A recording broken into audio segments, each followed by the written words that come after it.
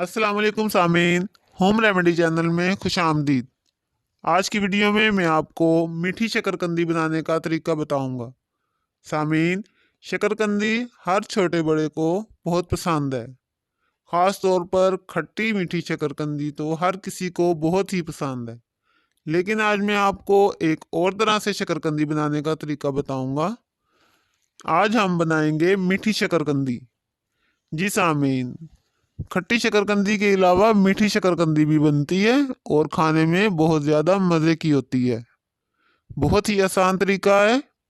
आप आधा किलो शकरकंदी लें और इसे बारीक कतलियों में काट लें।